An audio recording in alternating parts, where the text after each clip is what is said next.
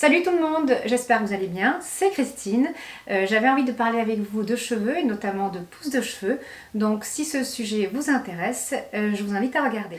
Alors pour commencer, la première chose que je vais vous dire, ça va être quelque chose de tout simple puisqu'il n'y a rien à faire.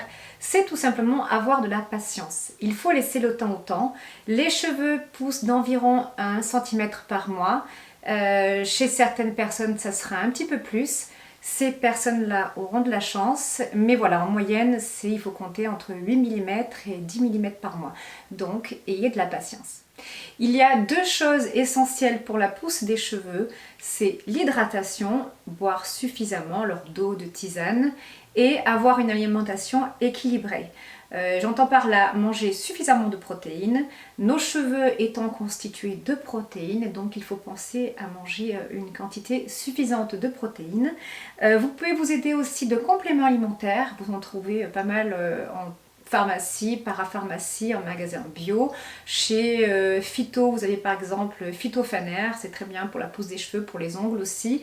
Je fais moi aussi 2 cures par an de spiruline. La spiruline contient beaucoup de protéines justement et de fer. Donc voilà, c'est pas mal pour la pousse des cheveux. Une autre chose, si vos cheveux sont abîmés, il vaut mieux les couper. Il vaut mieux partir sur une base saine. Des cheveux abîmés, ça veut dire des cheveux fourchus, cassants, donc justement on va s'imaginer, on va croire qu'ils ne poussent plus parce qu'ils vont justement se casser alors qu'en fait ils poussent.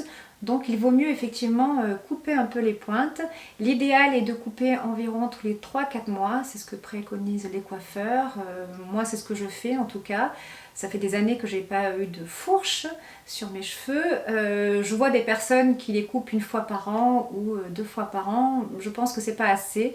Ou alors il faut vraiment s'en occuper, les hydrater au maximum, faire souvent des masques. Mais bon, je pense que l'idéal est de faire des petites coupes, voilà, de couper juste un petit peu les pointes, un demi-centimètre tous les 3-4 mois. Voilà, je pense que c'est l'idéal. Autre chose très importante aussi, c'est de ne pas se laver les cheveux trop souvent. C'est vrai qu'à une époque, moi je me lavais les cheveux tous les jours et plus je les lavais, plus ils regressaient. C'est vrai que la pousse n'était pas topissime aussi, il ne poussait pas si vite que ça je trouvais. Donc l'idéal, maintenant j'ai trouvé une bonne routine, je les lave en général 2 fois par semaine, oui.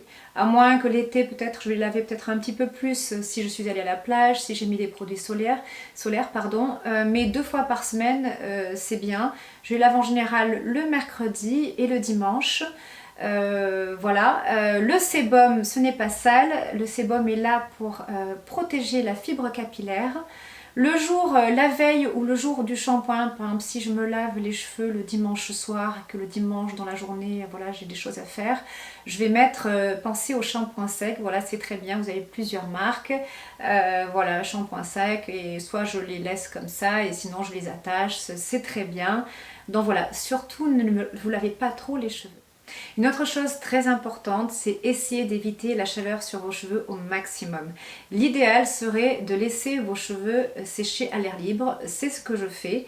Après, s'il fait trop froid l'hiver ou si je n'ai pas le temps, si je suis pressée, je vais utiliser mon sèche-cheveux sur chaleur tiède, froide, tiède, mais jamais sur chaleur chaude en tout cas.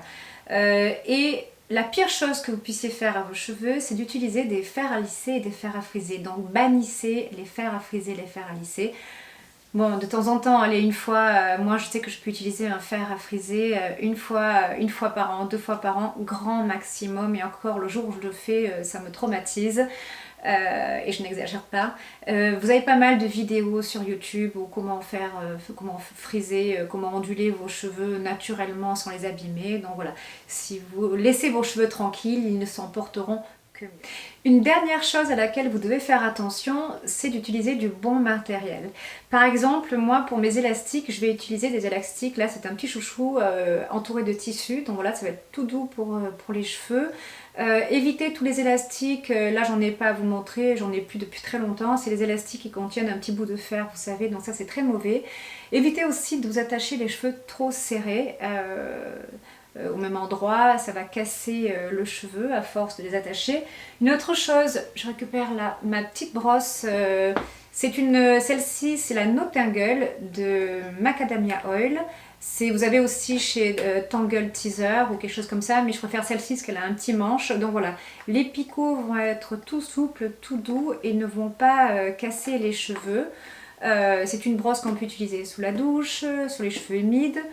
Pour les cheveux humides, mouillés, je voulais juste rajouter, normalement il ne faut pas se brosser les cheveux justement quand ils sont mouillés, car ils sont beaucoup plus fragiles. Mais celle-ci, voilà, cette brosse, si vous y allez tout doucement, il faut y aller tout doucement, il ne faut pas tirer comme une brute, voilà. Soyez délicat avec vos cheveux, donc voilà les brosses. Et qu'est-ce que je voulais rajouter? Oui, les peignes, j'utilise aussi un peigne à dents larges, voilà. Donc pensez surtout à utiliser du bon matériel. Voilà, c'est la fin de cette vidéo. Merci de l'avoir regardée. J'espère qu'elle vous aura plu. Dites-moi ce que vous en pensez. Dites-moi aussi en commentaire si vous avez des petits trucs et astuces à partager. Voilà. Je vous dis à très vite dans une prochaine vidéo. D'ici là, prenez bien soin de vous. À bientôt. Bye.